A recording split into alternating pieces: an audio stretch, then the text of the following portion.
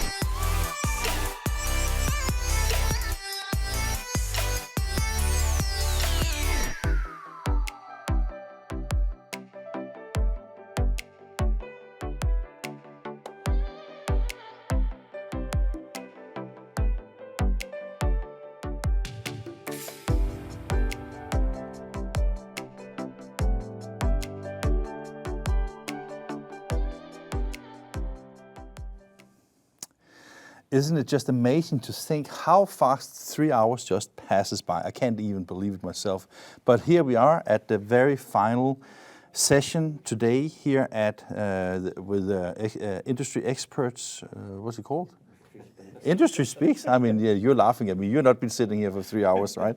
But with Printing Expo Online, my good friends Wayne and Chris. I was just about to say welcome to you, but am I in a position that I can welcome you? Wayne? You certainly can. It's been a very long 3 hours for you, isn't it? Yeah. But it's been brilliant. We've been really happy with the way it's gone, and congratulations. It's been very fun. Chris, was it also very fun when one of you guys came up with this idea to do something as crazy as this? Yeah, well, I'm used to Wayne coming up with crazy ideas, so I know. I just went with it, to be honest, and I think it's been successful, and it's continuing to grow, which is the main thing. Wayne, as we spoke about off camera and when we were rehearsing this, Printing Expo Online as a 3D event in a, let's say, something that has now proved itself over 2 years. How difficult has it been to convince the market and to get going? Because, I mean, when you look at the expo today, it looks pretty amazing, right? Yeah, it's been hard. Yeah. You know, people still don't quite understand it. There are, thankfully, some amazing companies that we've got at the show that do get it and do understand it, and do understand the virtual world and its advantages, as you saw at Unkla. You know, Muller Martini, Zycon, with their virtual showrooms actually at live events.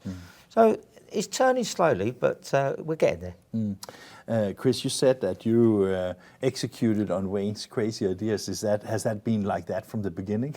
I think it has been like that from the beginning, and but you know, sometimes you need somebody to come up with these original ideas. Otherwise, you always end up doing what you've always done. So it's good to actually have somebody who comes up with some crazy ideas. I'm sure I do as well sometimes. So I'm sure too. We sort of keep each other in check, but also it's good to actually go with the flow of some of these ideas, because you never know where they will end up. And in fact, this is where we have ended up. And can I just add to that? It doesn't let me get away with everything. For everyone that we actually turn into reality, there's just as many that end up in the bin. When you said that it was great, like when we were at Hunkler Innovation Days, also Label Expo and Printing It Right, I mean, you have seen your platform being used at so many trade shows today. One of the really great proofs from my side was yesterday when we had dinner, because some of the sponsors, some of the speakers that we have seen here today, they were just so appreciated. I mean, they say that instead of consolidating all your leads into like a very short time frame, where you basically end up having a customer acquisition cost that is through the roof, basically, right? Here you get them slowly, and you draw attention to the booth, to the content, and which is also, I mean, the reason why we are working together is because we need to create some kind of content that makes it relevant for people to go there, right? Yeah, exactly that. I mean, as we've said a million times, we're never meant to replace trade shows. We're there to bridge the gap between trade shows. So if our exhibitors can receive leads 365 days a year, then you're going to have the peaks with live shows, with big international shows. I mean, there's really probably only Drupa now that is classed as a major international event. I mean, today we've had probably about 1,500 people view this from all over the world, from South America, from Australasia, and you don't get that ordinarily in a live event. That is absolutely true, but there's maybe an additional thing to it, because for the audience to know when this is over, every session will be cut into pieces, and that will enable even more people to dig into maybe more of the content that they find relevant for their business, right? Yeah, it's not over. Once today's done, then we will put the recordings out. People can still come to the auditorium. I'm sure our exhibitors will be showing it in their auditoriums as well.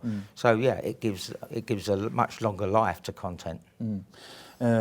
When you, Chris, when you look at the analytics on not just this event but in general, is there any patterns in customer behavior in how people are using the platform? Taken away from the physical shows that we just spoke about, but how do people use this platform? Well, we do find that there's a good return rate, so we actually have a lot of clients, a lot of visitors coming back because, of course, the exhibitors are always updating their content. We actually actively look for that new content online and promote it ourselves as well. So we get a lot of return visitors.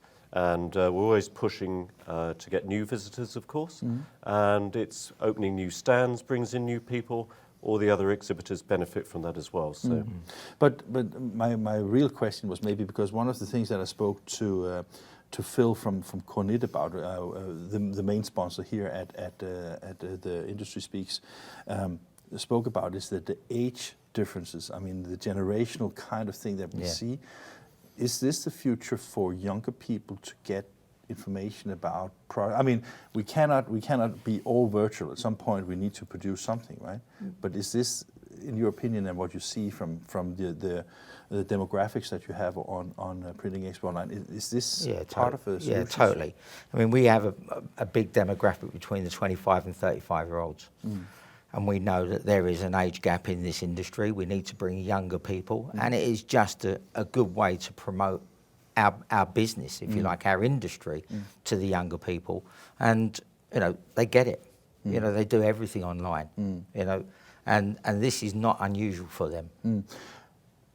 I can't help thinking about, but next step, could that be ordering online? I mean, let's say that you go to the pouch factory with HP, maybe the transaction could take place there, right? Buy a press online. Well, I mean, they're doing it with cars. But I mean, you can buy a car online now. But I mean, we all met also at Printing United, and you saw some of the presses sold too. And I don't know if it was staged or it was like walk up to the machine. But why not?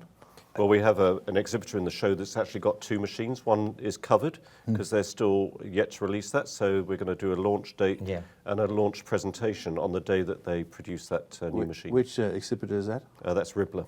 Yeah, Ribbler Stuttgart. Okay, quite interesting, right? Yeah. So basically, first it kind of replicates what we know, but then it extends the value because it can be used in different ways, and now it's even being used to promote even the latest and newest, right? Yeah. Yeah. Who should have thought so, right? Yeah, well, exactly. Yeah. Yeah, I mean, in the virtual world, you can do anything. Are you sure? Well, we'll find out. Fantastic. We are not done 100% yet. I can see my good friend Lee. She is giving me sign to just continue talking. Guys, sponsors. Let's talk about the sponsors for this event. Let's name them, right? Yeah, so Kornit Digital are the biggest sponsor, and we talked about putting on an event like this some months ago, actually, with them. And just a few months ago? Yeah. Okay, I actually thought it was a longer time ago. Okay. Yeah. Our platform that hosts our software had always said we should do a live event because it's something different. And they've got a professional studio that we've seen here that we use, and we wanted to do something different, like a chat show type of event rather than the traditional webinar that you see so often. And they were really pushing us to do this. I think we better mention them, otherwise they'll take us off the air. VX, all the guys and all the team here, thanks so much for everything you've done. They've done a It's great brilliant. job. Let's give them a hand, Yeah, right? yeah, Thank yeah. you, guys. The backstage Yeah, people. And that is of course like fantastic. Thank you. I think it's been wonderful directed and produced and everything like that. I haven't seen it yet, so Yeah. but what You I look have seen great. from this side of the desk at least, right? The other sponsors, you have more sponsors. Yeah, I mean, thank you to everybody that's helped us put today on. You know, from you to host this you've been amazing, and for all the people that have presented today, all our guests. You know, we're hoping that this is going to be the first of many. So we're going to be talking to other exhibitors. You know, if you're willing to come back and do it again, hopefully we can talk contracts, tempt right? you back. Yeah, we'll tempt you back. But yeah, I mean, the results today, the amount of visitors that we've had, the global reach that we've had, shows that it works. So why not? Let's do it again. And I know that Lee still wants me to keep talking, but I think we should stop this now because all good things comes to an end. Exactly. Right? Yeah, So exactly. I would just like to end this fantastic event by saying thank you for listening to my Danglish. Yesterday we joked a little bit about next time I should come, I should wear my Viking helmets with my horns, so we could basically take back the Britain to Denmark. But then one of the British guys I spoke to, he basically said, yeah, but it's always forth and back, then we will take the world and you will take the world. So maybe we just live friendly with each other and do physical and virtual events like this one and just enjoy the time of how great an industry we are all part of and how wonderful it is to exchange ideas, understand the technology and what it brings forward to everybody. So I am very happy and very pleased that I was asked to be hosting this event, and I want to make a little bit of advertising. Please go to inkish.tv and see some of our films. You will like them.